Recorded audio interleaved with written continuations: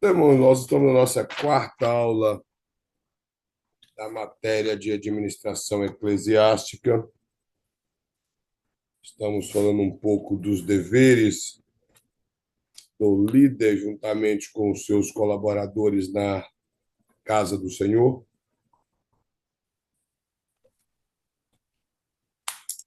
trabalhando para desenvolvimento do reino de Deus, para que tudo possa ocorrer da melhor maneira e haja um crescimento espiritual no meio do povo do Senhor, que a a principal tarefa da Igreja de Cristo em relação ao seu crescimento é o crescimento espiritual. E claro que nós não dispensamos a quantidade de pessoas e muito menos o que está relacionado à estrutura física do templo material que nós utilizamos, mas o principal objetivo é o crescimento espiritual. E esse crescimento espiritual ele é adquirido através das bênçãos espirituais que a Bíblia nos revela em Efésios, que fala que nós estamos assentados com Cristo nas regiões celestiais, das quais podemos gozar das bênçãos espirituais que o Senhor tem preparado para nós. Então, essas bênçãos espirituais é o que sustenta o corpo de Cristo.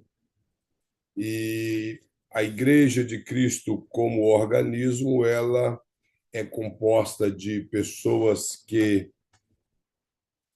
através da elaboração, eles formaram um grupo que pode estar trabalhando para o crescimento da igreja. Esse grupo, como eu já disse, dentro da maioria das igrejas, é através da vida de um pastor, com um corpo de obreiros e os cargos divididos na igreja de acordo com os grupos criados nessa igreja. Nós já falamos um pouco a respeito do pastorado, dos deveres do pastor como ministro. Então, hoje nós vamos falar na página de número 14 sobre a batalha pela prosperidade e expansão de todas as igrejas de Cristo, em todo lugar e em todas as ocasiões. Essa luta, essa batalha, esse empenho pela obra do Senhor, o apóstolo Paulo, em escrevendo a Timóteo, ele fala na sua segunda carta que nós devemos batalhar para que o reino do Senhor seja desenvolvido. Ele dando as instruções para Timóteo, que era pastor na igreja de Éfeso, na Ásia Menor, ele dá algumas instruções para que ele possa pôr em prática, separando pessoas maduras para estar trabalhando com ele, para que o reino do Senhor siga avançando. E o interessante é que a carta de Timóteo, como eu já disse, ela traz instruções de anos depois que Paulo fundou essa igreja em Éfeso. E a igreja de Éfeso foi uma igreja bem privilegiada. Ela recebeu a carta aos Efésios, as duas cartas de Timóteo, que foi dirigida a ela, recebeu três cartas de João e uma carta do próprio Cristo, que está em Apocalipse capítulo 2. Então, foi uma igreja muito bem cuidada. E vemos que no capítulo 20 e 21 de Atos dos Apóstolos, o apóstolo Paulo, no capítulo 21, ele está se despedindo da igreja de Éfeso para seguir a sua viagem missionária. Após ter passado 3 anos e meio ali, ele separa presbíteros e deixa na organização daquela igreja. E ali ele exorta o povo a tomar cuidado com falsos obreiros e a trabalhar unido para que a igreja do Senhor cresça. Então, nessa página de número 14, onde fala de batalhar pela prosperidade e expansão, como eu já disse, temos que lutar pela prosperidade, primeiramente espiritual do povo de Deus, e, claro, sem, ser pessoas que fogem dos padrões bíblicos, não querer extorquir o povo, mas ensinar o povo a contribuir na obra do Senhor. Isso é justo, isso é bíblico. Nós vemos que o capítulo 8 e 9 da segunda carta de Paulo aos Coríntios, ele ocupou 2 capítulos para falar de contribuição financeira na obra do Senhor. Então, a Igreja de Cristo, ela precisa desse amparo financeiro para que ela possa continuar se movendo. Por exemplo, se nós formos alcançar povos fora aqui da América, principalmente pessoas com condições um pouco desprovidas de condições financeiras, em alguns países que nós sabemos que passa por essa dificuldade, teríamos que contribuir financeiramente, como em Cuba, em alguns lugares da África, até do Brasil mesmo. Então, nós precisaríamos de ser pessoas que compreendemos que a obra do Senhor precisa de mover-se nessa área financeira. Isso tudo dentro de um padrão organizado, claro, com pessoas honestas, igrejas que fazem realmente a obra do Senhor. Não é porque existe pessoas que ficam mercandejando a fé e que estão sendo desonestos que nós vamos desacreditar que ainda existe homens sinceros e mulheres sinceras na obra do Senhor. Nós não podemos deixar com que os maus venham nos influenciar a desacreditar nos homens bons e desacreditar que a obra do Senhor ela possa desenvolver com administrações corretas. Então, nós temos que batalhar para isso, para que tenhamos líderes honestos e que nós não venhamos a cair na nossa fé em contribuir na obra do Senhor. Eu conheço pessoas que têm muita dificuldade em poder abrir a mão para a obra de Deus, por já ter decepcionado bastante nessa área. E nós vemos que a expansão das igrejas, nós vamos ver isso aqui nos versículos que o pastor citou, nós não vamos ler todos os versículos, mas nós vemos que havia um amor muito grande em o povo desejar contribuir para a obra do Senhor. Uma das coisas que me chamou muita atenção no povo de Filipe, a cidade de Filipe, é que na carta que Paulo escreve aos Filipenses, ele fala que nenhuma outra igreja ela se ocupou em ajudar o apóstolo Paulo financeiramente como a igreja de Filipe. E ela não era uma igreja muito rica, ela era uma igreja pequena, mas ali havia pessoas que eles continuaram ajudando o ministério do apóstolo Paulo. E uma coisa que é muito importante na carta de Paulo aos Filipenses é que Paulo estava preso. E os filipenses tinham uma oportunidade muito grande de ter abandonado aquela contribuição. Eles poderiam ter dito, já que Paulo já está preso, para que vamos continuar contribuindo para o apóstolo Paulo? Então, eu acredito que as contribuições que eles deram ao apóstolo Paulo preso em Roma ajudou com que ele tivesse condição financeira para comprar pergaminhos, para poder escrever as cartas ou comprar papiro. Não sabemos se foi escrito em papiros ou escrito em pergaminho as cartas de Paulo, principalmente a carta a Filemão, a Colossenses, a Filipenses e Efésios, que foram as cartas a prisões. Então, nós não sabemos qual foi o material utilizado, mas dá a entender que era muito caro o material na época, então o apóstolo Paulo não ganharia isso para poder estar escrevendo. E os irmãos da igreja de Filipe, eles amavam tanto a obra de Deus que eles continuaram contribuindo para que o evangelho continuasse sendo desenvolvido. E o apóstolo Paulo chega até a escrever que ele estava preso, mas o evangelho não, porque ele conseguiu alcançar povos com cartas que ele, quando ele estava preso. Exemplo, fomos alcançados com 4 cartas do apóstolo Paulo, quando ele estava preso, e essas cartas Deus preservou e ela chegou até nós. Temos em mãos essas 4 cartas escritas quando Paulo estava na prisão, e a última carta dele a Timóteo, que é a segunda carta, quando ele também estava preso, prestes a ser martirizado. Mas nós vemos que esse desejo de contribuir na obra do Senhor e essa fé que nos move a contribuir na obra do Senhor ajuda na expansão do reino de Deus. Aí o pastor coloca mais aqui nesse título que isso contribui para a expansão de todas as igrejas. E isso, nos primeiros séculos, as igrejas não tinham placas. As igrejas, quando falo da igreja de Éfeso, não quer dizer que a igreja de Éfeso era diferente das igrejas da Galácia. Tudo era igreja de Cristo. Éfeso era a cidade, não que lá havia uma placa escrita igreja de Éfeso, igrejas da Galácia. Não, eram igrejas de Cristo que estavam nessas cidades ou nessas regiões. E essas igrejas cresciam porque não havia esse partidarismo de nomes de igreja. Então, quando nós contribuímos em missões, contribuímos financeiramente para o desenvolvimento do reino de Deus, nós não estamos preocupando com placas, com denominações.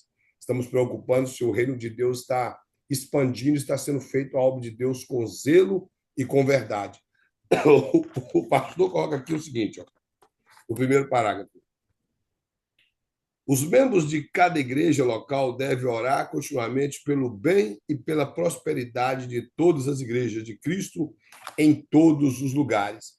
Então, além da contribuição, nós também temos o dever de orar.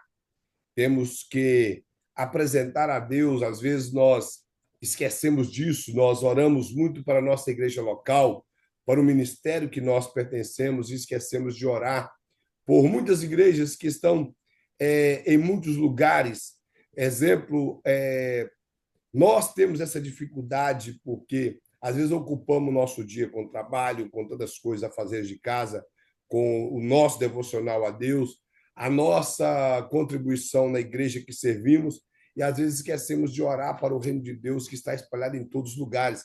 Essa igreja que os nossos olhos não alcançam, a igreja invisível de Cristo. E essas igrejas elas são sustentadas às vezes por orações de pessoas que nunca pisarão lá e que quem está lá nunca vai conhecer, e às vezes até a condição financeira que foi enviado para lá as pessoas nunca o conhecerão, mas a igreja de Cristo ela move através da oração. É claro que você deve orar para o seu campo, para o ministério que você serve, pastores que você conhece, igreja de pastores que você conhece, mas temos que lembrar também das igrejas espalhadas nos quatro cantos da terra, que são igrejas, às vezes, que passam muitas dificuldades e que o Senhor possa estar sustentando e fortalecendo essas igrejas a cada dia. E o interessante é que existe muitas igrejas, irmãos, em lugares que há pouco recurso, mas a fé do povo ali é uma fé inabalável. É a pessoa que não tem preguiça de ir na casa do Senhor, eles caminham distância longe para estar cultuando a Deus, para estar prestando um culto verdadeiro a Deus. Às vezes, igrejas que funcionam no percurso de todo um domingo, porque as pessoas andam um caminho muito longo até chegar naquele local que talvez nem tenha uma igreja, estrutura edificada, mas eles se reúnem ali debaixo de uma árvore, ou em qualquer outro lugar, para poderem adorar o nome do Senhor. Então, nós temos que buscar o Senhor por essas igrejas. Agora, conforme o pastor mostra aqui, dentro dessa questão administrativa, dentro do padrão eclesiástico da igreja, na igreja local, nós temos que lutar para o crescimento do reino de Deus dentro da nossa igreja. Porque o reino de Deus, irmãos, não está limitado a paredes. O reino de Deus é o poder e a autoridade de Deus na terra. E isso é exercido através da igreja. Então, nós temos que lutar, batalhar para que a igreja de Cristo prospere espiritualmente, a igreja local ou o ministério a qual nós servimos, que venha crescer. Pode ser prosperidade material, mas que, primeiramente, seja um povo que busca realmente a face de Deus e que seja algo espiritual, para que possamos fazer parte do reino de Deus. Porque quando a igreja ela cresce espiritualmente, ela desenvolve espiritualmente, as demais coisas são acrescentadas como questão financeira, local. Quando há um avivamento espiritual no meio do povo, o povo de Deus, eles têm um coração que é movido pelo poder de Deus e eles sentem prazer de contribuir, de servir, de estar na casa do Senhor, de querer fazer alguma coisa para a obra de Deus. O pastor coloca aqui, irmãos, alguns versículos.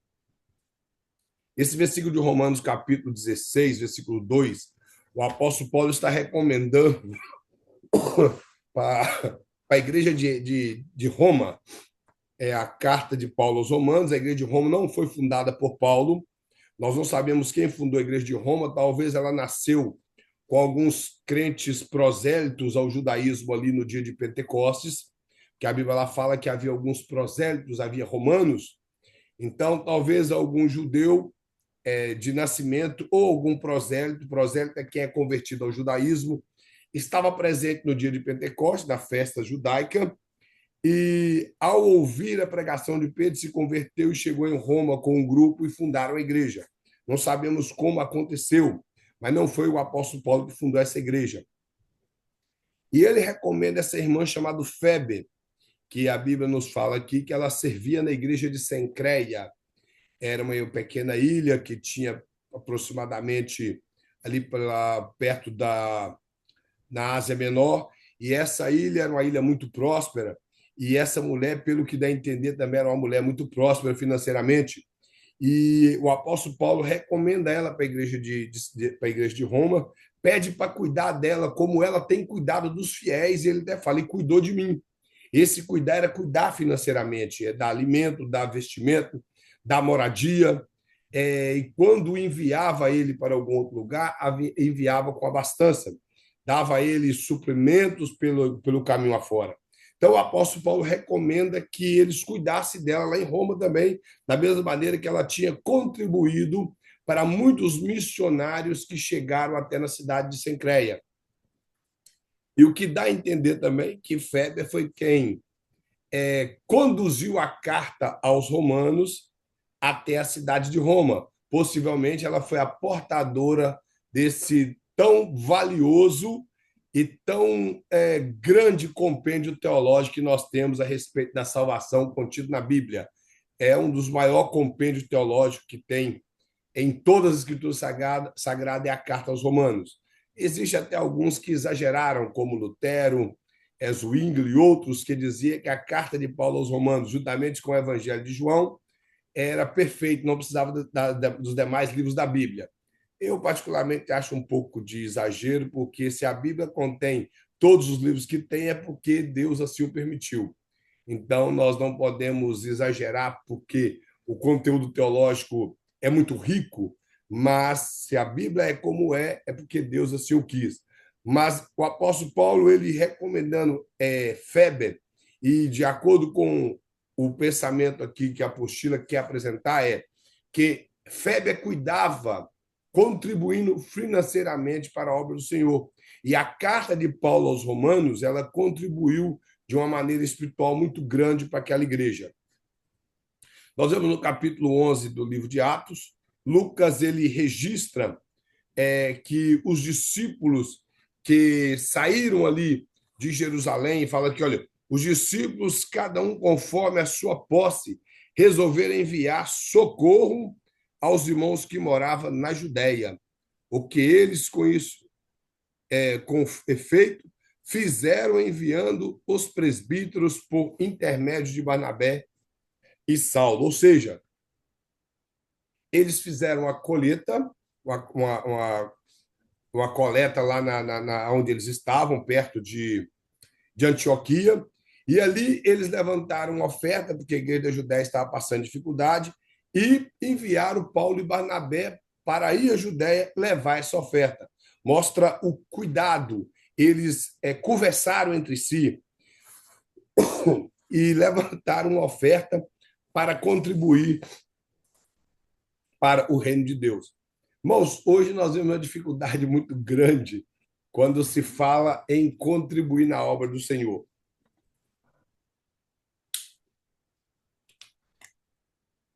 Os irmãos há de convir comigo que um pastor local, por exemplo, o meu pastor, se ele tentar levantar uma oferta na igreja para alguma coisa, parece que tem uma dificuldade muito grande do povo que conhece o próprio pastor contribuir. Mas quando vem um de fora e pede, todo mundo contribui.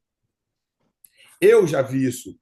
Teve uma ocasião que ocorreu no outro ministério que eu estava, que os dízimos da nossa igreja, eu, como fazia parte do corpo de obreiros, eu sabia.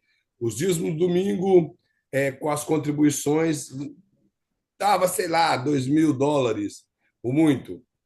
E teve um dia que a irmã foi pregar, ela já tinha tirado, já tinha dado a oferta que ela iria, cobrou para pregar, mas depois ela falou que precisava de uma oferta para ajudar umas crianças no Brasil e o pessoal contribuiu. Quem não teve contribuindo na hora que foi o período do dízimo de oferta, contribuiu para que ela levasse o dinheiro para o Brasil. E a oferta que ela tirou deu quase US$ 4.000. Então, as pessoas às vezes dão mais valor para o de fora que pede do que para o próprio pastor que eles conhecem. E aqui eu vejo um cuidado muito grande da igreja do local que eles haviam saído. Se os irmãos lerem o livro de Atos, os irmãos vão ver que esses irmãos que contribuíram no capítulo 11 foram os mesmos irmãos que saíram da Judéia quando houve uma perseguição pelo apóstolo Paulo, quando ele perseguia a igreja. Então, eles dispersaram, chegaram até Antioquia. Ali eles criaram uma comunidade evangélica, mas começou com judeus, saíram da Judéia. Quando eles ouviram falar da dificuldade do povo deles, eles contribuíram. Então, hoje eu vejo na igreja, quando se levanta um questionamento em relação a algum irmão, nós temos muita dificuldade de querer contribuir. Mas se vem um de fora e pede, nós nem sabemos a procedência, às vezes arrancamos tudo que está no bolso e entregamos. E às vezes eu vejo isso ocorrer com pastores e eu sinto triste pelo pastor, por ele pedir ajuda e às vezes a igreja não ajudar, mas quando vem o de fora, eles contribuem com muita facilidade. Isso é um erro muito grande da igreja local. Isso não são todas as igrejas, mas eu sei que tem igreja que o povo ama contribuir na obra ali naquela igreja, mas eu estou dizendo de igrejas que eu já vi, que o pessoal não tem essa facilidade de colaborar com a igreja local. Aqui o pastor mostra do versículo que está em 1 Coríntios capítulo 16, versículo 1 e 2 também, que fala que quando a coleta para os santos, fazei vós também como ordenei as igrejas da Galácia. No primeiro dia da semana, cada um de vós ponha de parte em casa conforme está proferida, conforme a sua prosperidade. E minha apostila vou estar com a folha escura, não dá para ver direito. Aí está juntamente posta que não foram coletadas quando eu for. O que o apóstolo Paulo está mostrando é que os irmãos que colocaram no coração de contribuir para enviar uma oferta, que eles deveriam já separar, para que quando ele chegasse lá na cidade de Coríntios, a oferta já estava à parte, para que não tivesse aquele trabalho todo de passar de lugar em lugar, colhendo a oferta. E os irmãos fizeram como o apóstolo Paulo falou. Eles separaram já de antemão para poder contribuir para que a obra do Senhor fosse desenvolvida. Como eles contribuíram naquela época? Com alimento, com roupas, materiais como pano. As pessoas contribuíam com aquilo que ele exercia como profissão.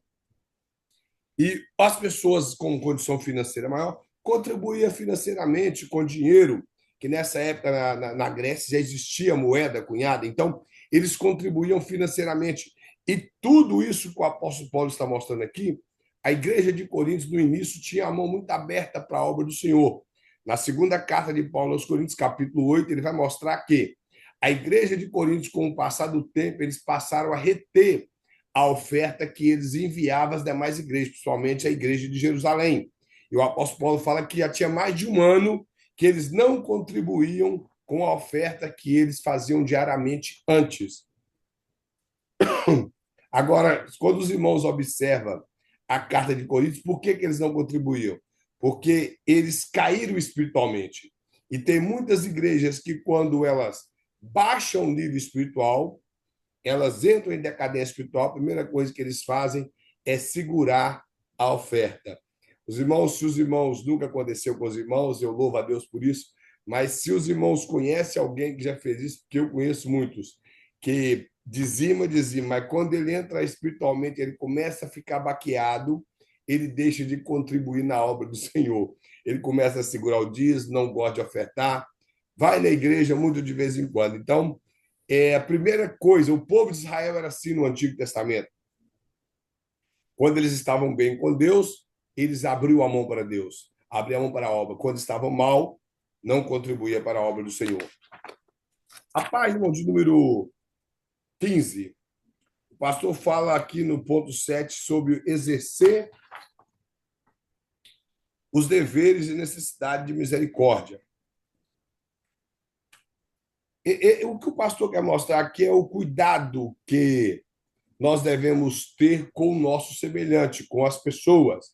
Ele mostra alguns versículos que vai relatar, vai declarar o cuidado, a ajuda às pessoas necessitadas.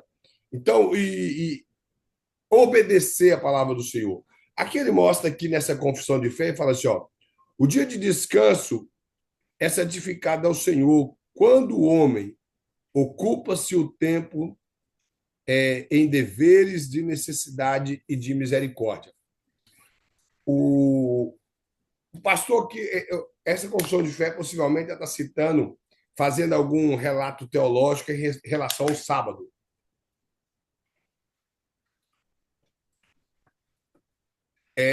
O comentarista dessa confissão de fé ele faz um relato teológico em relação ao sábado, explicando que as igrejas de hoje ela não guarda sábado como os judeus guardavam e alguns judeus guardam até hoje. E algumas igrejas sabatistas, que não vai ao caso. Nós, cristãos, nós não temos dia específico para guardar. Existem algumas igrejas evangélicas que falam que o domingo é o dia. Para mim, particularmente, todo dia é dia de guardar para o Senhor. Porque a Bíblia fala, lembra do dia de sábado para santificá-lo. Então, santificar a Deus um dia, para nós, seria santificar todos os dias a Deus. Então, esse dia de descanso, o dia de santificar, é o dia que nós tiramos para cultuar a Deus ou para exercer misericórdia. Por que essa confissão de fé está falando a respeito disso? Ele está citando as passagens que Jesus entrou na sinagoga dia de sábado e ao sábado ele exerceu de misericórdia com pessoas que se encontravam moribundas, pessoas que se encontravam escravizadas por espíritos malignos, como aquela mulher encurvada no Evangelho de Lucas, pessoas que se encontravam doentes ou até mesmo com uma das mãos com algum problema de deficiência, como aquele homem da mão ressecada, que aqui no texto aqui vai até falar a respeito disso. Então, nós vemos que o que o pastor quer mostrar aqui é que nossos dias diante do Senhor devem ser dias que nós exercemos deveres de cuidar do nosso semelhante, de cuidar de pessoas, principalmente pessoas necessitadas, pessoas moribundas, pessoas que se encontram numa situação espiritualmente caótica, que se encontra doente, que hoje aqui na América eu sei que é um pouco puxado, mas no Brasil eu visitei bastante hospitais nos fins de semana e nós víamos situações muito difíceis de pessoas ali e pregávamos o evangelho, algumas pessoas aceitavam Cristo, outras não, oravam para muitos enfermos. Então, nós vemos uma necessidade disso na igreja hoje. As igrejas têm prendido-se dentro de quatro paredes e esquecido desse trabalho, desse papel social. E aqui o escritor, o pastor coloca aqui o seguinte, que em Mateus 12, versículo 12 e 13, ele até fala dessa questão de exercer essa misericórdia, ele diz do versículo, ora, quanto ao mais vale um homem que uma ovelha, logo é lícito fazer bem ao sábado, então disse ao homem, estende a tua mão, e estendeu ele e ficou sã como a outra. Esse é aquele episódio do homem da mão ressecada, que no dia de sábado os fariseus colocaram, juntamente com os saduceus, que o sábado não podia curar, quando, na verdade, na lei de Moisés não fala nada a respeito disso, de curar no sábado, fala a respeito de trabalhar, e curar não é trabalho. Porque uma pessoa que cura, nem se fosse nós, não exerceríamos força alguma, e sendo Cristo, muito menos. Então, quando Cristo cura esse homem, para eles isso era uma violação do sábado, porém isso foi apenas um acréscimo que eles colocaram na lei, porque a lei de Moisés não fala nada a respeito disso. Isso foi os fariseus que colocaram isso, não a lei. E Jesus ele mostra que um homem tem mais valor do que uma lei religiosa e tem mais valor do que animais. Quando ele fala isso, ele está dizendo que esses mesmos homens que estavam proibindo de curar no sábado, eles soltavam seus animais para que eles pudessem ir beber água, e eles conduziam ele até os riachos e voltavam com eles para o curral. E também, se algum dos seus animais, como boi ou ovelha, caísse em algum penhasco ou ficasse agarrado em alguma pedra, em alguma frespa de pedra, algum local que ele entrou ali e agarrou, eles fariam força para tirá-lo. Mas aí Jesus aí mostra que o ser humano tem mais valor do que animal. Hoje nós vemos um valor um pouco invertido a respeito disso, os valores dados a coisas ao invés de dar valor a pessoas tem sido de forma exacerbada na nossa sociedade.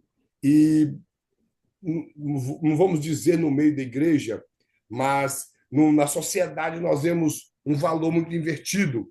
E, claro, existem pessoas que não valorizam o seu semelhante, o seu irmão em Cristo, por causa dessas disputas e guerras que tem dentro das igrejas, essas briguinhas e picuinhas. Porém, é o seguinte, o que Jesus está mostrando é que quando nós exercemos misericórdia por ser um dever da igreja, as pessoas terão mais valores.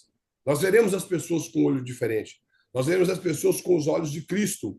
Então, esse deve ser o trabalho da liderança da igreja.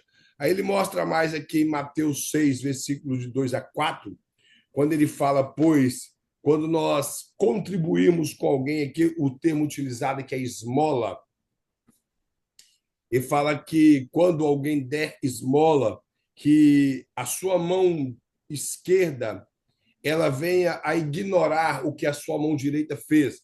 O resumo do texto é que nós não devemos fazer nada para aparecer, para nos promover, mas que nós possamos realmente olhar para pessoas necessitadas e ajudá-las de bom coração, de bom grado, sem precisar tocar trombeta, sem precisar de querer aparecer.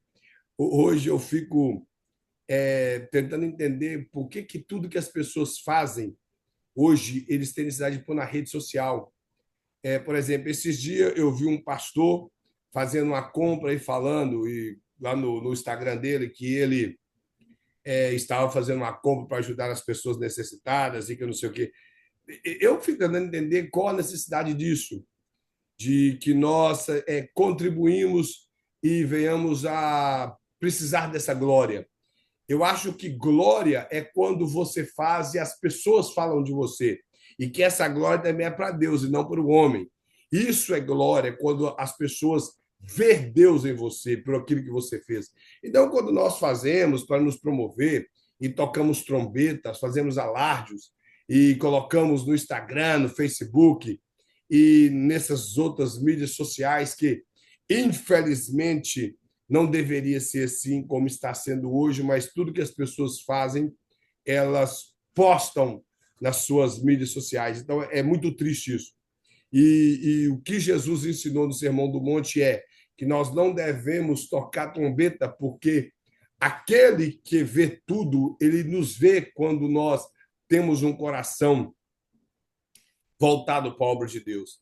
E no dia de receber os nossos galardões, nós vamos receber por quê? Porque fizemos de coração, fizemos por amor, fizemos pelo benefício do reino, e não para nos promover, porque a pessoa que faz isso para se promover, a sua obra é comparada como palha, como feno ou como madeira, que não suportarão o fogo. Mas aquele que faz para a glória de Deus, para o crescimento do reino, diz a Bíblia que é comparada como ouro, prata e pedras preciosas, que suporta o calor do fogo, que não se decompõe, não se desfaz com o fogo. Então, as nossas obras serão provadas diante de Cristo. E só vai receber galardão aquele que realmente fez por amor e não aquele que fez para se promover. Aqui em Atos também, o pastor cita essa passagem de Atos, que é uma passagem muito interessante e, às vezes, um pouco até com uma certa dificuldade de interpretação para alguns, porque nós vemos Cornélio, alguém que não era judeu, e a Bíblia fala que algumas pessoas podem até achar estranho, fala que as orações dele foi ouvida e as suas esmolas foi assistida diante de Deus do céu.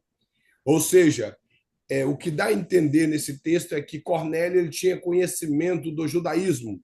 Possivelmente era um judeu prosélito, ele converteu ao judaísmo, porém não passou pela circuncisão. Então ele mantinha aquela religião judaica. E ele aprendeu pela lei de Moisés e pelo judaísmo que deveria exercer misericórdia para com os mais pobres. E ele era uma pessoa bem abastada, um centurião, tinha uma condição financeira boa e ele contribuía financeiramente para as pessoas desprovidas. E Deus viu o coração sincero de Cornélio, porém ele não era salvo. Isso mostra que as obras não salvam, que a religião não pode salvar.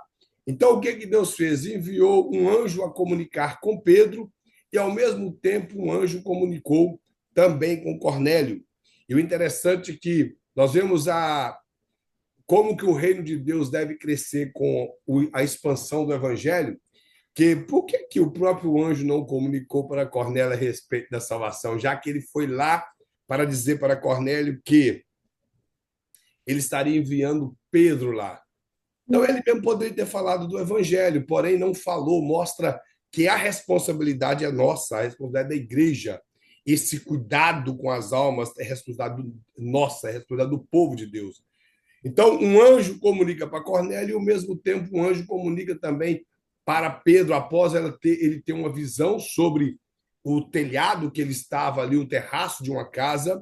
Ele, na obra missionária naquela área ali, ele recebe essa visão de um lençol em forma de um vaso com vários animais impuros, de acordo com a lei de Moisés, e ouve uma voz dizendo para matar e comer. Ele chega a alegar, mesmo sendo convertido, ele sabia que a lei de Moisés, aquela lei cerimonial, já não tinha mais efeito sobre a vida deles, mas eles ainda guardavam aquilo por princípio judaico. E ele disse que ele nunca tinha comido nada impuro. Porém, quando aquele lençol é recolhido e Deus fala com ele para não chamar de impuro aquilo que ele purificou, ele entende que estava dizendo a respeito de pessoas, que o evangelho deveria alcançar os gentios. Então, um anjo diz para ele para ir até a casa de Cornélio, que ele seria visitado por alguns homens, e ele fosse com aqueles homens até a casa de Cornélio para estar orando com ele. E a Bíblia fala que quando ele entra na casa de Cornélio, após Cornélio ouvir da voz do próprio anjo que as orações dele, a esmola dele chegou aos céus, Pedro chega lá e diz a Bíblia que as pessoas que estavam com Pedro testemunharam que o Espírito Santo desceu naquele lugar e encheu aquela casa da glória de Deus, como foi no dia de Pentecostes, mostrando que a salvação chegou naquela casa. E esse homem possivelmente teve esse destaque na vida porque ele abriu o coração verdadeiramente, sem interesse de promoção alguma, para poder fazer a obra do Senhor. Deus deu testemunho, como eu disse, em relação a Atos capítulo, ou melhor, a Mateus capítulo 6, que foi o próprio Deus que deu testemunho a respeito da esmola de Cornélio e não precisou de tocar trombeta. Nós vemos também Efésios 4, 28. Aqui é uma exortação do apóstolo Paulo ao povo de Éfeso. Ele cita um versículo que, para mim, é muito interessante, que ele fala assim, todo o capítulo 4, a partir do versículo de número 17, é uma passagem de exortação à mudança na vida dos crentes, ao despojar do velho homem.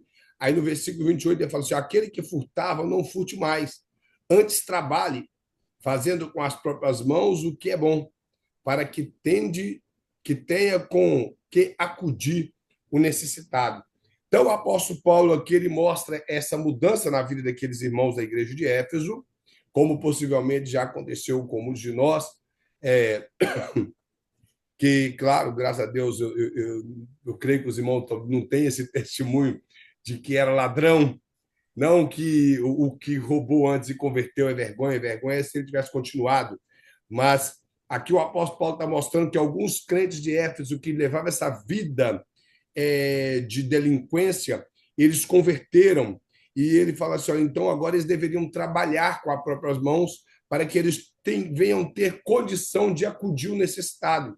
Então, o que eu vejo aqui, o apóstolo Paulo, a exortação dele é que aquele que roubava, ele não deve continuar mais nessa prática, porém, ele deve começar a trabalhar. E após ele receber o seu salário, ele deve pensar no seu próximo. E eu sei que isso é um dever muito difícil. Quando nós pegamos o nosso salário, já sabemos que temos muitas contas para pagar e tentar lembrar de alguém para ajudar, eu sei que não é fácil, mas isso é um dever cristão, que nós, a Igreja de Cristo, deveria ensinar isso para os seus membros. As pessoas conseguir lembrar de um necessitado, seja na igreja ou não, para que possa contribuir. Aí ele fala aqui assim, ó, o que você tem feito em sentido de cumprir seus deveres de necessidade e misericórdia? É uma resposta particular de cada um, mas a pergunta para nós é o que nós temos feito para cumprir esse dever de acudir às pessoas necessitadas e exercendo misericórdia para com elas. Temos feito alguma coisa? A nossa igreja local, tem feito alguma coisa? Essa é a pergunta que está na apostila. Na página número 17,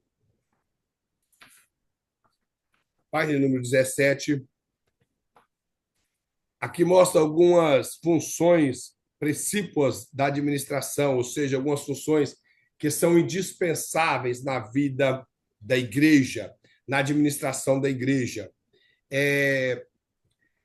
Essas funções elas devem ser exercidas para que a igreja ela caminhe bem, para que a igreja não venha ter frustrações na sua forma de administração. O pastor coloca aqui, como já vimos anteriormente, Stoner e Freeman ensinam que a administração é o processo de planejar, organizar, liderar, controlar o trabalho dos membros da organização e de usar todos os recursos disponíveis da organização para alcançar os objetivos definidos. Nós falamos disso no início da aula, que essa é a função, as funções principais da administração da igreja. Aí o pastor coloca aqui número 1, que é o planejamento, planejar. Uma igreja, ela trabalha com grupos e ela deve planejar, ela tem que ter planejamento.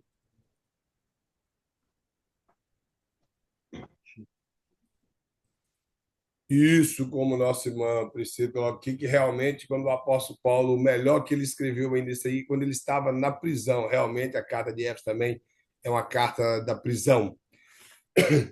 Então, irmãos, quando nós planejamos, o pastor da igreja planeja, junto com os seus líderes da igreja, de cada grupo, o seu corpo de obreiro. Então, tem que haver um planejamento, tem que haver. Aí ele fala aqui, que planejar é estabelecer os objetivos, os objetivos da igreja, especificando a forma como eles serão alcançados. Ou seja, criar metas para chegar nesse objetivo. Planejamento. Nós vemos que a Bíblia ela mostra em alguns livros planejamentos extraordinários, como o de Neemias. Eu não sei se os irmãos já leram o livro de Neemias.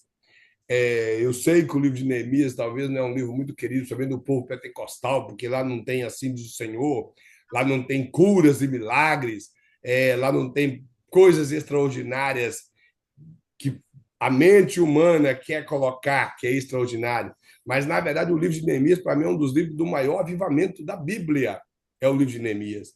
Nós vemos um planejamento que Neemias teve para a construção de um muro, que são 4.000 quilômetros de muro, melhor, 4.000 metros de muro, que são 4 quilômetros. Esses 4.000 metros de muro foi edificado em 52 dias. E nós estamos falando, irmão, de muro de alvenaria, igual nós fazemos no Brasil, não, com aqueles tijolos lajota. Nós estamos falando de muro de pedra, muros largos, com torre, com portas edificadas, 12 portas, muro que ele levantou e organizou as partes que estavam em ruína, as portas queimadas, e colocou em 52 dias. Nós vemos uma administração magnífica de Neemias nessa questão do planejamento da obra de Deus. A Bíblia fala que ele colocou as famílias para trabalhar perto da sua casa, para que ninguém se cansasse, tipo, andar 1 quilômetro para poder trabalhar naquela parte do muro. Então, o que ele fez? Cada pessoa que morava ali por perto, ele colocou as famílias para trabalhar ali. Então, ninguém teria desculpa, primeira coisa, que era longe. Todas as pessoas estavam envolvidas. E tem uma parte ali, irmãos, que me chama muita atenção, que teve um homem que ele não tinha filhos homens. Mas a Bíblia fala que as 3 filhas dele se prontificaram a trabalhar na edificação do muro. Aí, quando os inimigos começaram a levantar contra Neemias, o que Neemias fez? Deu espada para cada um dos homens que estavam ali diante do muro. A Bíblia fala até um texto engraçado, fala que eles tinham a colher na mão e a espada na outra. Ou seja, a obra continuou. Eles estavam atentos, estavam planejando. Neemias cuidou de todas as formas para que aquele muro fosse edificado. Então, ele trabalhou incansavelmente. O que não dizer daquele versículo que todo mundo conhece, do convite de Sabalate, Tobias e Gesem, que lhe convida a descer para ir ao templo, a uma recâmara do templo, e ele disse, como todo mundo conhece, eu não posso descer que estou fazendo uma grande obra. Talvez esse é o versículo mais citado de Neemias, ou talvez tem pessoas que conhecem só esse versículo em Neemias. Mas Neemias, ele tinha um coração tão voltado para a obra de Deus que o capítulo 1, versículo de 1 a 4, fala que quando ele estava na fortaleza de Suzã, que o seu irmão Anani, aí não se sabe se o irmão é realmente irmão sanguíneo ou se é apenas a questão da patrícia, de ser patrício dele, alguém do judaísmo, que era um irmão de sangue através de Abraão. Não dá para saber. Mas uma coisa é, quando ele ouviu a notícia de Anani, que a cidade estava em ruína, que os muros estavam quebrados, que as casas estavam destruídas e em ruínas, diz a Bíblia que ele chorou e ele foi orar e ficou 4 meses orando. Possivelmente, durante esses 4 meses, Deus deu graça a ele diante do rei Artaxerxes. Ele recebeu carta de governador, chegou lá com autoridade e respeito dos seus patrícios e começaram a trabalhar. Então, nós vemos que ele, juntamente com Esdra, Zorobabel, juntamente com Josué, trabalharam incansavelmente de uma forma com administração extraordinária e os muros foram reedificados. Então, um planejamento na obra do Senhor é tudo. Se nós não planejarmos, nós não conseguiremos chegar em lugar nenhum com a obra de Deus. E isso é com qualquer grupo que você trabalha na igreja. Você tem que ter um planejamento. Você não pode viver de improviso. Tem pessoas, irmãos, que vivem de improviso. Tem os pregadores de improviso, os irmãos que louvam de improviso. Esse tipo de coisa não pode existir na vida, principalmente na vida de pastores. Tem que ter uma boa administração e fazer planejamento para a obra do Senhor. Outra coisa que ele coloca aqui, organizar. Ele fala que é formar, de coordenar todos os recursos da igreja. Bom, não tem como trabalhar na bagunça. A Igreja de Cristo ela não tem como desenvolver na bagunça, ela desenvolve com organização. Eu sempre, quando falo de organização, a primeira coisa que eu lembro é do capítulo 1 de Gênesis. Deus, ele deixou para nós, Deus tinha o poder de criar todo o planeta em apenas um piscar de olhos nosso. E ele fez em etapas para que nós venhamos a entender que planejamento é tudo. Deus poderia ter criado assim, ó. e ele criou da forma que está escrito em Gênesis 1, e nós, às vezes, não observamos isso. É, a organização de Deus, Deus coloca luz, Deus prepara a terra para que depois ele coloque o ser humano nela. Nós vemos que tudo foi preparado, a questão da atmosfera, tudo Deus deixou da maneira correta até criar o homem no sexto dia e colocar na terra. E às vezes nós queremos fazer a obra de Deus de qualquer maneira. O apóstolo Paulo fala que nós devemos ser zelosos, não podemos ser remisso em relação à obra do Senhor, tem que ser zeloso, planejar, cuidar, coordenar os recursos que a igreja oferece para que a obra possa desenvolver e possa alavancar. Se nós trabalharmos de qualquer maneira, vamos ficar aquela igrejinha que nunca cresce, só aquela birosca ali que foi fundada ali com um nome, sei lá qual, e nunca passa daquilo, como nós vemos muitas igrejas assim. Temos muitas igrejas assim que não têm uma boa organização. Aí o pastor coloca que dirigir ou liderar. Ele mostra uma coisa importante nessa parte, que é o líder é aquele que ele não é a pessoa que dita regras. O líder não é um ditador. Ele não é aquele que fica mandando as pessoas de forma arrogante. Um líder é aquele que, com os seus feitos, as pessoas pegam o exemplo e começam a fazer igual. Ele é aquele que começa a fazer primeiro.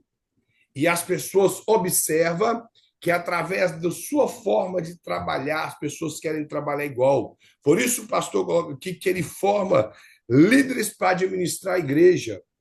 Não é delegar apenas com arrogância, mas é depois que você fez, você delega funções. Você fala para as pessoas que elas devem exercer com zelo, da mesma forma que você exerce com zelo. Eu já citei várias vezes que a Bíblia fala que tal é o sacerdote, tal é o povo. Se o líder não for um bom administrador, ele vai ter uma igreja que não administra bem coisa alguma. Vai ter um povo desleixado, um povo relaxado. Então, a liderança, ela com o seu exemplo, ela forma bons líderes também. Aí mais embaixo que o pastor coloca assim, ó, lidere a equipe motivada e satisfeita para que o tempo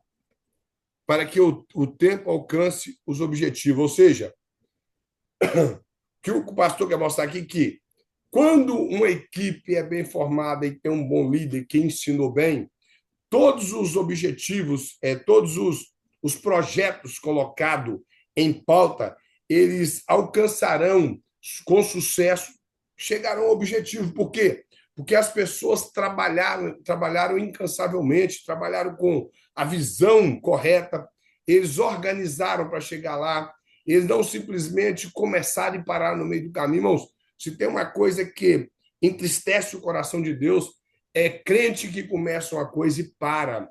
Eu acho que os irmãos conhecem aquele tipo de crente que ele começa um monte de coisa e nunca termina. Que as pessoas que vai fazendo uma coisa assim, ele quer fazer tudo, ele parece um pato. Os irmãos já viram como que o pato é? O pato pensa que sabe voar, que ele consegue fazer modelo. Tem crente que é desse jeito, ele quer tocar, aí ele entra na aula de música. Passa 4, 5 meses e já não faz mais nada. Depois ele quer pregar, ele entra num curso de oratória. Aí ele começa a aprender algumas palavras da homilética, da retórica, da oratória e já para. E nunca mais prega.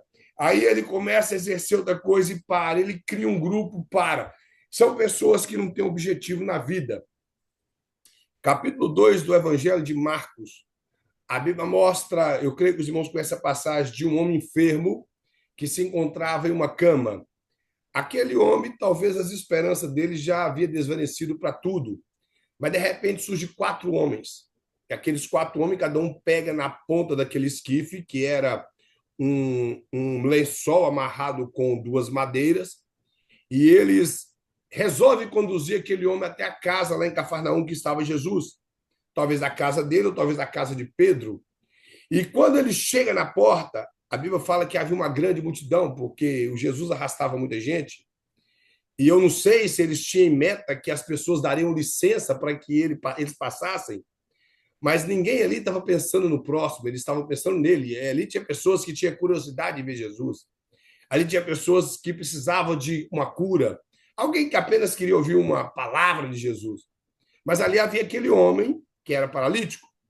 E, de repente, os quatro amigos, quando chegam na porta, não tem como entrar. Imagina se eles viram e falam: rapaz, tentamos te ajudar, mas você está vendo, não é culpa nossa.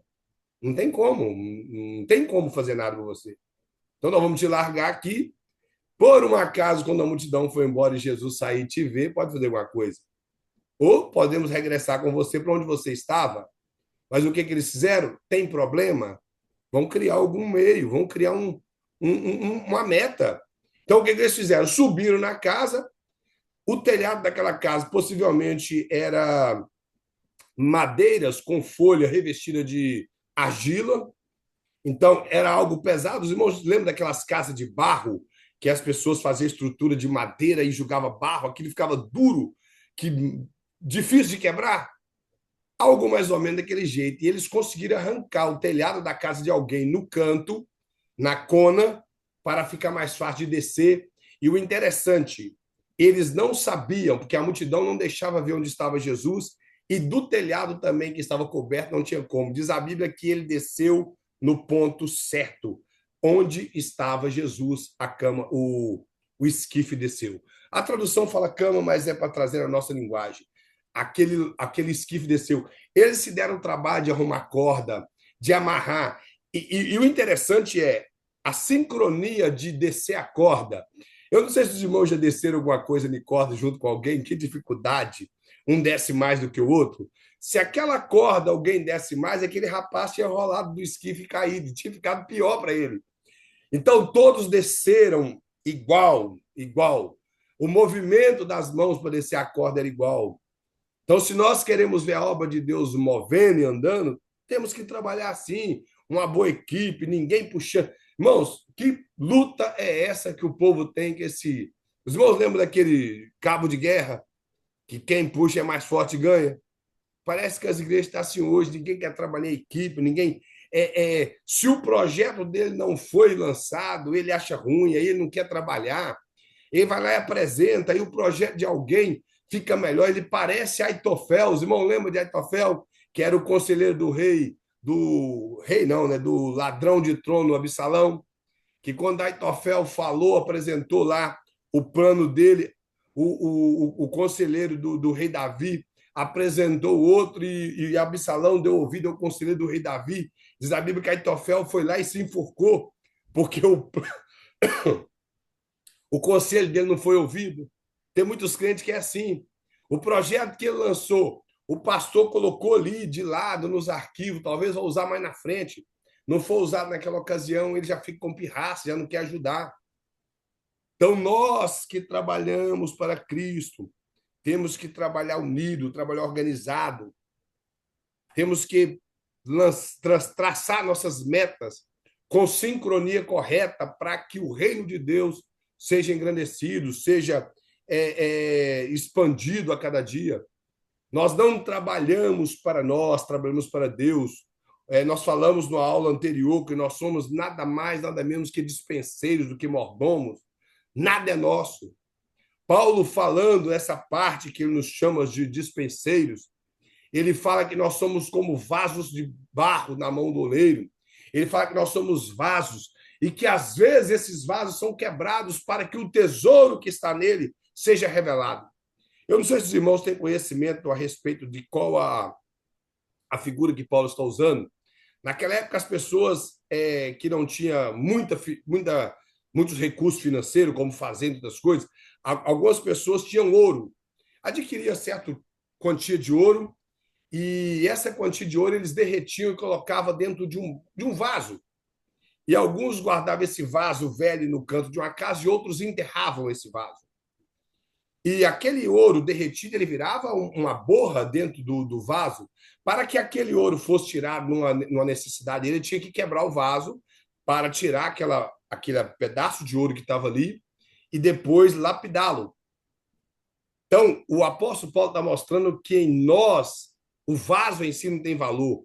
O que tem valor foi o que foi depositado em nós, que é a palavra de Deus, que são os dons de Deus, que é os valores que Deus colocou em nós. Então, se os valores que Deus colocou em mim não são meus, é de Deus. Os dons que eu exerço é dado por Deus, é de Deus. Então eu não preciso de disputar com ninguém, eu não tenho que brigar com ninguém, eu não tenho que puxar cabo de guerra com ninguém. Eu tenho que trabalhar unido para que o reino de Deus seja engrandecido. Eu sou apenas vaso e nada mais que isso. Mas tem pessoas que acham que é ele que tem valor. E barro tem valor, irmãos? Me responde, barro tem valor? Não. O que tem é o tesouro que está dentro dele.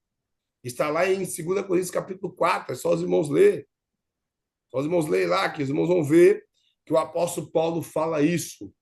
E ele chega a falar que, em relação ao obreiro, aquele que trabalha para Cristo, que vê com o valor, os valores que Deus depositou nele, que às vezes ele precisa até de padecer para que o reino de Deus continue caminhando. Ele fala assim: olha, que nós às vezes morremos para que vós viveis. Estava dizendo para a igreja de Coríntios, ou seja, que às vezes muitos apóstolos passaram por momentos difíceis, outros morreram, para que o reino fosse alavancando e avançando. É assim que a obra de Deus procede. Não é ninguém disputando com ninguém, ninguém querendo ser mais do que ninguém. Cristo é tudo em todos. Cristo é que brilha na igreja. Então, a igreja não tem astro, não tem estrela, não tem ninguém maior do que ninguém. A igreja tem responsabilidades diferentes um do outro, mas todos trabalhando para o reino do Senhor. Então, aquele que delega, aquele que lidera, ele com o seu exemplo, com a sua organização, ele vai fazer bons liderados e bons líderes, e também vai conseguir alcançar o seu objetivo com sucesso. Pastor, coloca mais aqui: controle ou coordenação. Essa parte aqui, talvez os irmãos leiam, os irmãos vão achar um pouco estranho, que o pastor aqui está colocando que há uma certa cobrança da parte do líder. Uma certa cobrança no seguinte: não que ele é arrogante ao cobrar, nem tampouco que é um folgado. O que o pastor quer nos apresentar é que, diante das atividades entregues na mão de uma pessoa, o pastor tem que estar ali, ou o líder daquele grupo, tem que estar ali vigilante, observando, lembrando aquela pessoa, ou o líder daquela equipe, que o reino de Deus tem pressa, que nós não podemos ficar parado esperando que as coisas vão acontecer pelo acaso. Se foi delegado algo para alguém fazer, a liderança não pode simplesmente colocar e esquecer. Tem que colocar, e se está vendo que aquela pessoa está um pouco monótona, tem que estar ali colocando um combustível nela, dando uma lembrança, falando com ela que ela deve empenhar na obra para que a obra do Senhor possa ser desenvolvida. Que a verdade é, irmão, tem pessoas que quando é entregue algo na mão dele, ele costuma esquecer. Tem aqueles que deixam para fazer na última hora. A festa vai acontecer daqui 30 dias. No último dia que ele resolve fazer as coisas. Tem alguns que eu não sei como que eles conseguem dar certo e outros são frustrados. Porque se temos 30 dias para planejar, por que não começarmos a planejar a partir do momento que foi entregue em nossas mãos? E às vezes o pastor tem que estar cobrando, tem que estar falando, tem que estar chamando atenção e para que dê certo. Isso e tem uma coisa, as pessoas não gostam disso. Tem pessoa, eu estou falando que eu já ouvi, tem pessoa que fala assim: ué, se colocou na minha mão é porque viu que eu tenho capacidade, então por que está me cobrando? Os irmãos já ouviram essa frase? Está cobrando porque precisa ser cobrado. Porque uma pessoa que colocou algo em nossas mãos, ele colocou sim porque ele confiou. Mas se ele está percebendo que não há um mover nosso, não há um trabalho para que aquilo ocorra, então ele tem realmente que chamar a nossa atenção. E é isso que o pastor quer colocar aqui. Ele diz: olha, cada finalzinho fala assim: com controle, o líder pode premiar as equipes que atingem os objetivos, ou seja, ele vai estar observando, controlando aquilo ali, vendo, colocando em marcha quem está parado, dando ali um choque naquela pessoa que está meio que desanimada, para que ele possa fazer o quê? Possa trabalhar com essa equipe, ver a equipe que trabalhou bem e promover essa equipe com alguma coisa. Não que nós trabalhamos para isso, mas que quando se é reconhecido, a pessoa é reconhecida com isso, as pessoas trabalham com mais alegria, o próximo trabalho ela vai trabalhar com mais vontade, porque existe também aquelas pessoas, irmão, que só criticam, que ele é o bom para criticar. E eu já disse e costumo dizer que criticar, qualquer tolo sabe criticar, mas para elogiar um trabalho, principalmente de alguém, tem que ser sábio, tem que ser alguém inteligente, porque crítica qualquer um consegue fazer. Agora, observar o trabalho de alguém, ver que foi bem feito e dar elogio, isso é maravilhoso. Mas um elogio que não venha paparicar a pessoa e nem vai descê-la. Que existe aqueles líderes também que fica ali bajulando a pessoa o tempo todo, a pessoa até ficar vaidosa e achar que ele é quem move a igreja, que já não é nem o Espírito Santo mais, é ele. Mas não é disso que eu estou falando, estou dizendo de o pastor observa, a liderança observa e vai premiar essas pessoas de acordo com o seu trabalho. E, acima de tudo, as pessoas que trabalham bem na obra do Senhor, que desenvolvem bem, têm proporção maior de crescer na presença do Senhor, crescer na administração da igreja. Não que essa venha a ser a visão de todas as pessoas, mas que há uma possibilidade de que ele possa ser envolvido mais com a obra de Deus. O apóstolo Paulo ensina isso a Timóteo, dizendo que aquele que coopera bem, que serve bem na obra do Senhor, ele é apto para ser separado ao diaconato. Agora, ele está exercendo já, ele não é diácono para exercer, ele exerce. E com o passar do tempo, ele é separado para a obra, como diácono e depois como presbítero. Mas tem pessoas que querem receber o cargo primeiro, para depois ele fazer. Porém, uma coisa interessante eu nunca vi mestre sem antes ser discípulo. Porque hoje que nós temos aí de pessoas dizendo ser mestre que nunca foi discípulo, só sai baboseira da boca deles. Mas todo bom mestre foi um excelente discípulo, foi bom discípulo. Então, para exercer ou ser um líder bom no futuro, temos que ser bons liderados também. Temos que trabalhar com aquilo que foi posto em nossas mãos, com os recursos que nos foi dirigido para que possamos fazer a obra do Senhor da melhor maneira. Aqui na página 18, o pastor fala a respeito da administração do tempo. Isso é algo muito complicado no seio da igreja hoje, essa questão do tempo. Ele cita aqui e fala assim, alguns escritores. Fala assim, ó, põe as primeiras coisas em primeiro lugar e teremos as segundas a seguir.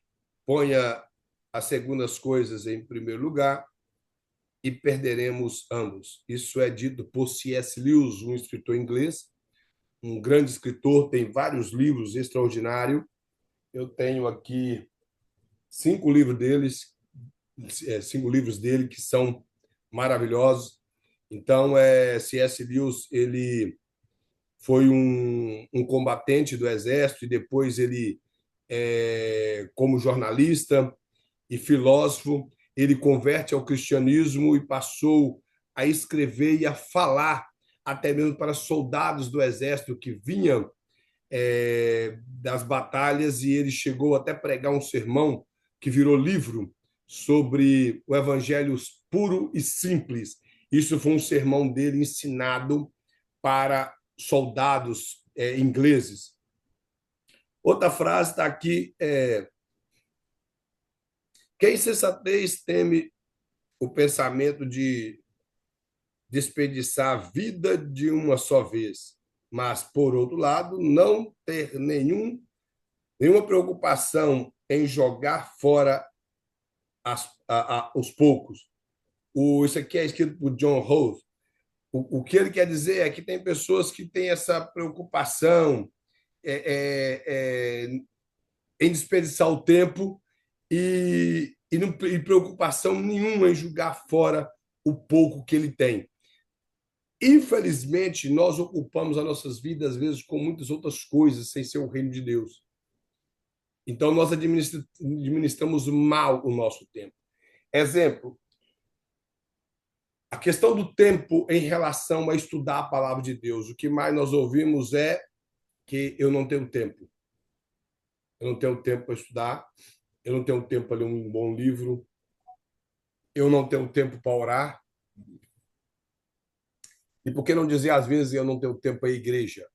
Mas passamos 4, 5 horas durante o percurso do dia, se contarmos picado em Instagram e Facebook, ou navegando em qualquer outra página da internet, ou pesquisando coisas na internet que não traz futuro nenhum, coisas aleatórias.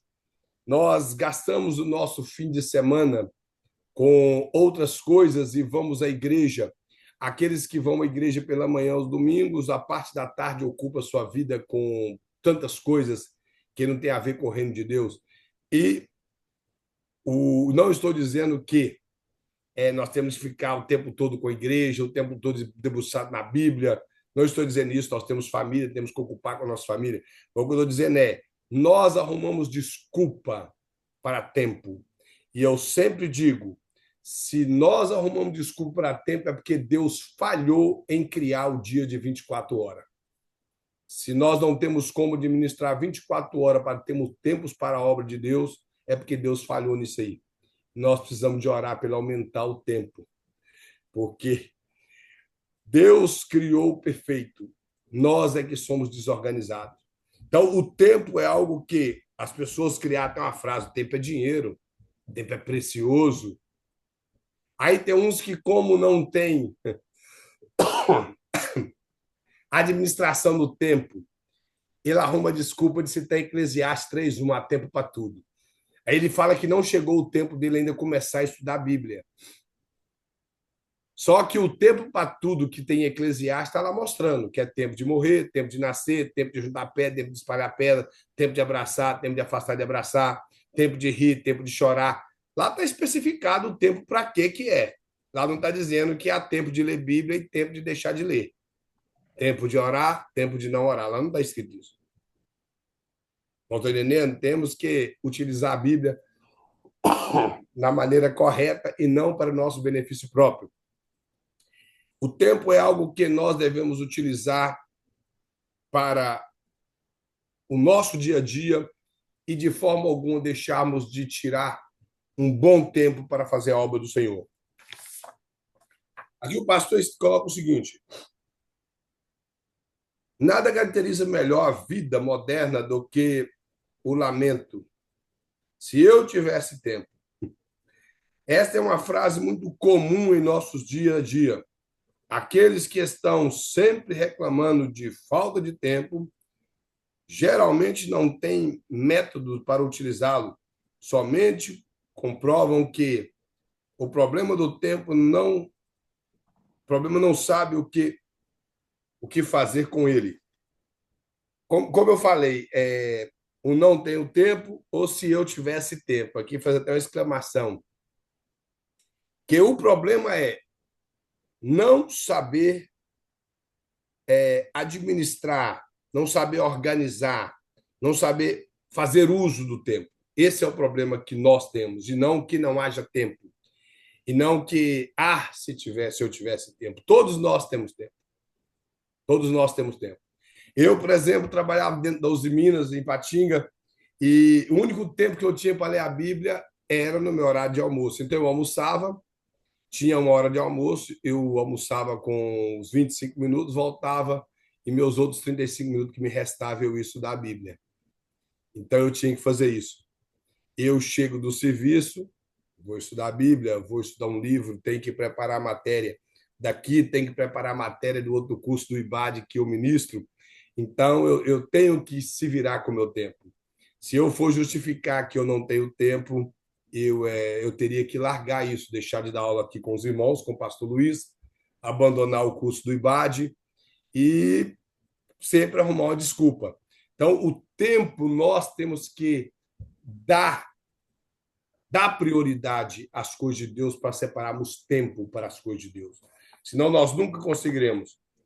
Aí coloca mais que uma análise das tarefas realizada pelo pastor nos leva a fazer a seguinte lista: as inúmeras e cobradas visitas pastorais nos lares, reuniões com presbíteros, reuniões para diáconos, plano de trabalho, 4 ou 5 sermões por semana, estudos bíblicos, cada um com uma média de 2 ou 3 horas de preparação. Exemplo, para se preparar, irmãos, um sermão expositivo bem preparado, gastaríamos horas para preparar um sermão expositivo. O que hoje em dia muitas igrejas, também no meio do povo pentecostal, eu conversava com a minha esposa, é muito acostumado com mensagem temática, somente na Assembleia de Deus. Então, às vezes o povo pentecostal cansa com o sermão expositivo. Mas um sermão expositivo, ele gasta tempo, muito tempo para ser preparado, muita pesquisa, um estudo bíblico, igual o pastor coloca aqui, a pessoa tira tempo para preparar um estudo bíblico, por exemplo. Se você for preparar um estudo bíblico, vou colocar de uma carta pequena, da carta de Paulo a Filemão, e você vai dar uma explicação do conteúdo de toda a carta a Filemão, o conteúdo geográfico, histórico, teológico, por que o apóstolo Paulo escreveu aquela carta, onde o apóstolo Paulo estava, tentar descobrir como que Paulo encontrou Onésimo em Roma, tentar descobrir como que Filemão tinha conhecimento de Paulo, e tantas coisas, a carta fica muito rica. Então, nós gastaríamos, em média, talvez de 3 dias para poder dar um estudo bíblico da carta a Filemão. Isso eu estou falando da menor carta do apóstolo Paulo. Por que não dizer da segunda carta de João, que é o menor livro da Bíblia, que estaria escrevendo para explicar da segunda carta de João, bem explicada, gastaríamos talvez mais de 4 horas para explicar a segunda carta de João. E isso ia requerer, para explicar umas 4 horas, para estudar talvez mais de 20 horas. Então, são muitas atividades na vida de um pastor. Aí eu estou dizendo isso porque muitos querem ser pastor, mas poucos querem o encargo do pastor. Porque o ministério pastoral ele vem com um encargo bem pesado de dedicação, como o pastor coloca aqui. Preparar reuniões com o presbitério da igreja, que é um tipo de reunião, com o diaconato da igreja, que é outro tipo de reunião, talvez depois com o ministério da igreja, que é os diáconos, presbíteros e cooperadores e líderes de grupo. Ele tem que fazer visitas, que boa parte das vezes são visitas pesadas. Eu creio que os irmãos que já fizeram visita aqui sabem que tem vezes que você entra em casas pesadas, que às vezes você chega na sua casa sobrecarregado e que você tem que orar muito para que Deus guarde a sua família. Eu já fiz visitas, irmãos, no Brasil, em lugares complicados, que você entrava na casa e você sentia ali que os demônios dominavam naquele lugar. Então, e sem contar que quando o pastor tem que ir fazer visita na casa de crente cheio de problema, que às vezes é pior do que você entrar na casa do não crente e carregar de demônio, que você vai lá e ora e arranca aquela opressão demoníaca de lá. Então, é complicado, isso é um dever de um pastor. E tudo isso ele tem que ter tempo. Pastor não é apenas para ficar no escritório ou em casa, nas casas pastorais. Um verdadeiro pastor, ele dedica isso. Como diz o pastor Hernandes Lopes, diz ele que um certo dia um pastor estava ali no alpendre de sua casa estudando a Bíblia, passou o irmão da igreja e falou: pastor, que vidão, hein? Descansando. Ele pegou e disse: não, irmão, estou trabalhando. Ele estava estudando a Bíblia para preparar um sermão. Quando foi à tarde, o pastor estava limpando ali, fazendo um landscape no quintal. Aí o mesmo irmão passou voltando se vir, falou: pastor, agora o negócio ficou difícil, hein? Agora o senhor está trabalhando. Ele falou: não, agora é que eu estou descansando. Para ele, a atividade manual era menos laboriosa do que a atividade física, a atividade espiritual de estudar a Bíblia e orar. É como disse João Calvino: labutare, orare e labutare, ou seja, oração e estudo da palavra de Deus. Labutar quer dizer trabalhar, mas era trabalhar na dedicação de estudar a Bíblia. Então, o pastor tem tudo isso: vida de oração, família. Se ele tem filhos pequenos, ele tem que estar ali. Se os filhos já é um pouco adolescente, fica um pouquinho mais puxado para ele, tem que cuidar ali. Se são jovens, tem que estar dando assistência para a esposa, dando assistência na casa. Aí tem que cuidar de famílias, tem que ter a vida de oração, estudo da palavra, preparação de sermão. A menos que vai chegar ali, vai ler um versículo, vai falar um monte de coisa aleatória. Mas se ele é um pastor compromissado com a Bíblia, por exemplo, nós aqui que estamos estudando teologia, que vamos pregar, não podemos de forma alguma passar vergonha lá na frente. Temos que levar um sermão bom e pregar uma boa mensagem, porque nós preparamos e estamos estudando. Então, de forma alguma pode acontecer isso. E essa é a vida do pastor. Agora, imagina se um pastor virar para os irmãos e falar: eu não tenho tempo. Pastor, eu preciso de uma visita aqui em casa. Ah, meu irmão, eu não tenho tempo para ir na casa do irmão hoje. Quando, na verdade, tem pastores que acordam pela madrugada, o telefone de pastor fica ligado com campainha 24 horas para poder atender irmãos, deslocar da sua casa, ir até a casa dos irmãos, que às vezes mora longe. Eu conheço um pastor aqui que já foi, saiu daqui da nossa região aqui de Rivia e Everett, para ir lá para o lado de Havel, lá para o lado de Methuen, que nada daqui lá dá mais de meia hora. Isso estou falando de madrugada, de sair daqui até em Raianes para poder atender alguém com dificuldade. Então, nós vemos essas dificuldades. Ou até mesmo, por que não dizer, de receber ligações de pessoas numa situação complicada que precisa de uma palavra e às vezes a pessoa tem que gastar tempo ali com essa pessoa. Agora, imagina alguém te liga, você é um pastor, te liga de madrugada e você até olha para o telefone, vai misericórdia, o que esse tribulado está me ligando na hora dessa? Então, a vida de uma liderança não é fácil. Não é fácil.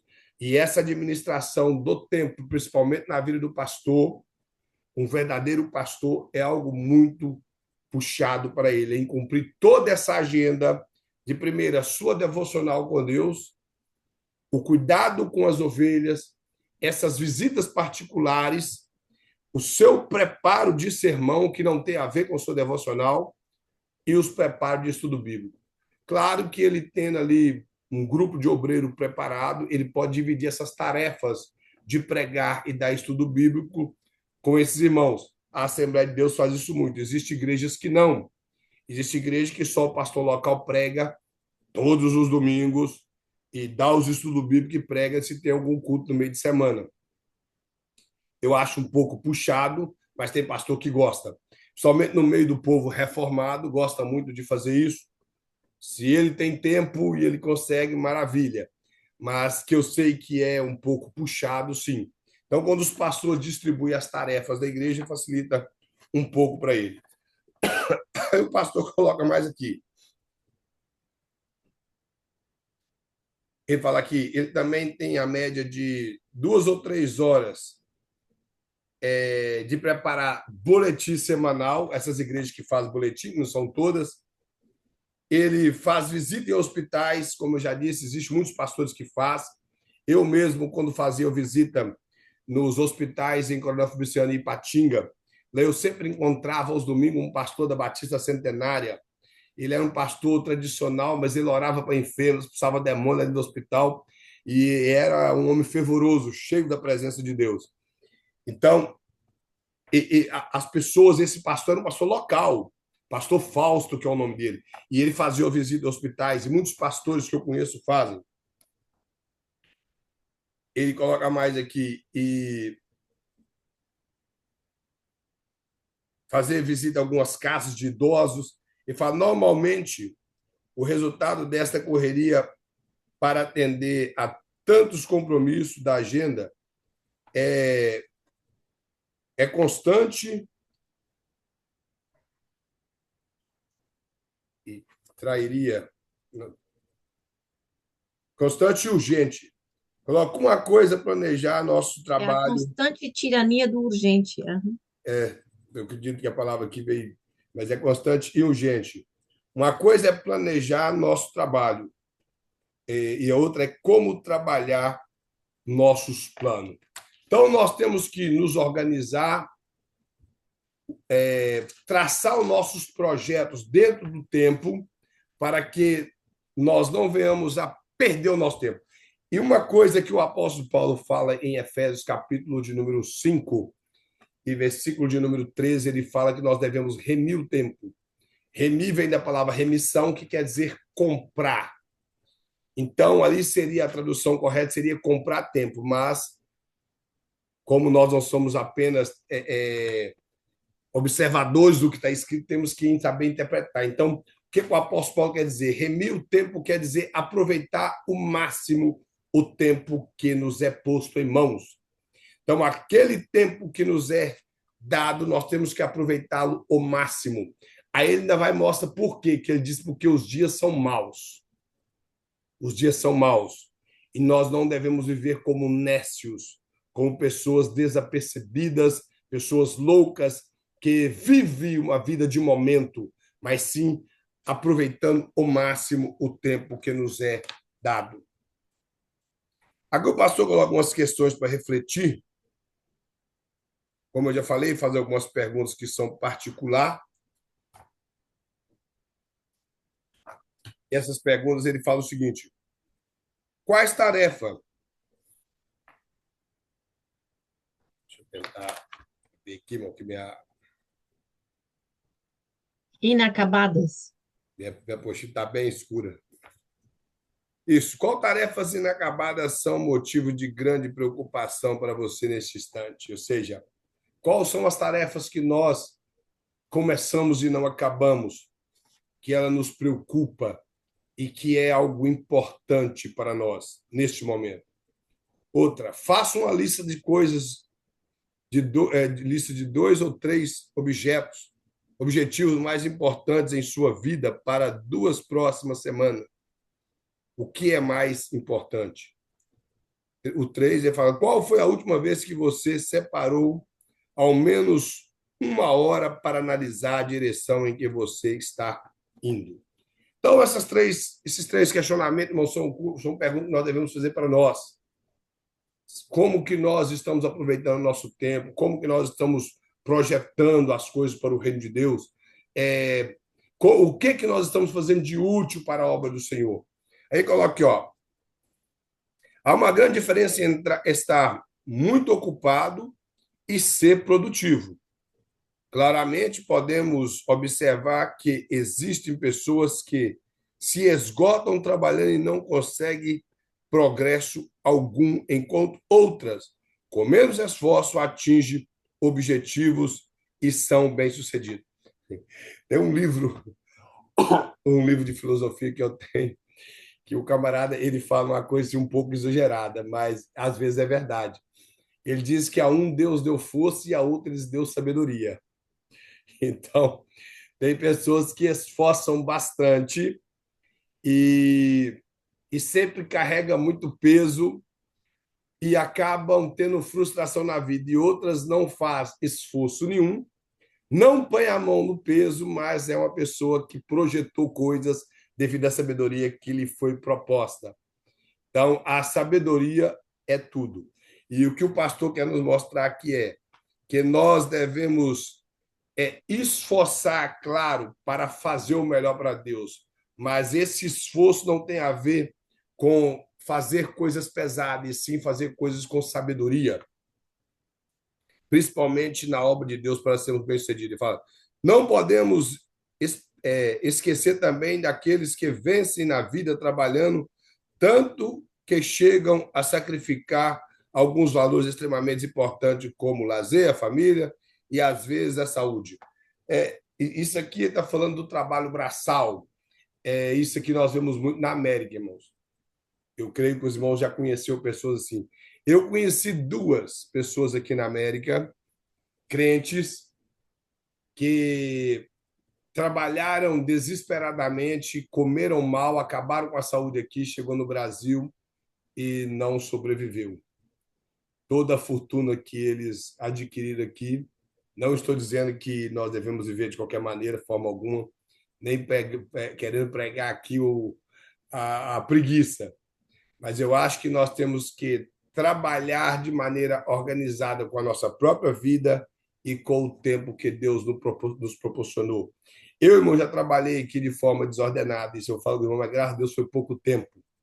Eu abri os meus olhos e vi que eu só ia à igreja aos domingos. Ainda já tinha tempo que eu nem pegava na Bíblia. Já cheguei a trabalhar aqui 36 horas consecutivas, pegar 7 da manhã de um dia e largar 7 horas da noite do outro. Só passar na minha casa, tomar banho, trocar de roupa e ir para outro trabalho. E confesso, irmão, que eu não ganhei dinheiro, não. Eu, eu continuei sem dinheiro. Então, antes, eu estava bem novo na época, antes que eu perdesse a minha saúde, Jesus me direcionou. E eu conheço pessoas aqui que comeram mal, não alimentaram bem, trabalhando para juntar dinheiro, trabalhando de noite, não foram à casa do Senhor, chegaram aqui na América. Eu acredito que os irmãos devem conhecer no mínimo de 3 a 5 pessoas que abandonou os caminhos do Senhor por dedicar-se demais ao trabalho e não ter tempo para ir à casa do Senhor e acabaram abandonando os caminhos de Cristo, porque esqueceram de estar reunido ali junto com o corpo de Cristo para se fortalecer. E com o passar do tempo pararam de orar, pararam de consagrar, pararam de estudar a Bíblia e morreram espiritualmente. Então, o que o pastor quer mostrar é isso, que pessoas que perdem família e perdem saúde, perdem muitas coisas pelo fato de dedicar-se demais a trabalhar e somente ao trabalho. E falar também aqueles que estão sempre girando em torno de tudo como verdadeiros furacões, em grandes movimentos. Contudo, quando analisados com profundidade, poucas coisas apresentam de produtivo. É provável que você já tenha ouvido o termo work-lick. É uma das expressões americana teve origem da palavra alcoólica, serve para denotar as pessoas viciadas, não em álcool, mas em trabalho. As pessoas viciadas em trabalho sempre existiram. No entanto, essas últimas décadas acentuou suas exigências motivada pela alta competição de necessidade. Talvez mais adequada seria dizer obsessão por dinheiro, vaidade, sobrevivência ou ainda alguma necessidade pessoal de provar algo para alguém ou a si mesmo. Então, o pastor mostra aqui que as pessoas acabaram ficando assim, começaram a envolver demais com o trabalho, e ele usa até o termo que parece que aquilo passou a ser um vício na vida da pessoa, esqueceram de Deus. Quando a pessoa, irmão, não tem Deus na vida, nós entendemos, e motivado por tantas coisas, pela vaidade, pelo desejo de provar algo para si mesmo, ou de provar algo para alguém, ou um pensamento, um objetivo futuro, que muitos às vezes conseguem, outros não. Mas aqui, em relação ao cristão, nós podemos trabalhar, ter uma quantidade de horas, às vezes até um pouco elevada, mas que isso não venha nos roubar o tempo para Deus, o tempo para a família, o tempo para dedicar-se à nossa devocional a Deus e, principalmente, o tempo daquilo que realmente pertence ao Senhor. E fala aqui, ó, como nós, veja como podemos caracterizar esse workaholic. Ele fala, trabalha mais do que 11 horas, ele almoça trabalhando, ele não tira férias de 20 dias a 3 anos, eternamente insatisfeito, acha que ele trabalha mais do que os outros, ele fala ao telefone mais de 1 hora por dia, quer dizer, seria 13% do dia. Ele avalia as pessoas pelo seu aspecto profissional e depois pelo pessoal. Isso aqui são as características de uma pessoa dedicada a isso, que ela é exagerada na sua forma de trabalhar. Ele fala assim, ó, em relatório das características acima, podemos antever alguns sintomas geralmente diagnosticados. Ele fala ambiente tenso no lar, é realmente uma pessoa assim que ele acha problema em tudo, sensação de fracasso pessoal quando alguma coisa não sai do jeito que ele queria 100%, dificuldade financeira, exigência de um padrão de vida sempre superior ou melhor. Então, aqui o pastor está colocando, eu creio que na ótica mundana, de uma pessoa que não conhece a Cristo. Mas, irmãos, existem pessoas cristãs que vivem uma vida assim. Ele dedica tanto ao seu trabalho que aquilo passa a fazer um vício, e ele carrega ainda o título de cristão, mas ele virou um desigrejado, ele não é pastoreado, ele não tem uma vida devocional a Deus. Quando muito ele reza no trabalho, e ele ainda fala, Deus entende, Deus não entende essas coisas. Como eu já falei, o povo de Israel, eles conquistaram um dia de trabalho, um dia de descanso, ou melhor dizendo.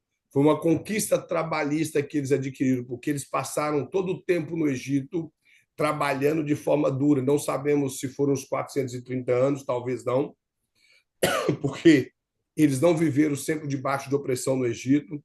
A Bíblia fala que é segundo uma dinastia, talvez um golpe de Estado que teve no Egito, de alguém que não deu interesse às histórias de José e não quis saber das histórias do grande herói José que salvou o Egito, e viu que o povo hebreu cresceu demais e começou a prejudicar eles com trabalho esforçado.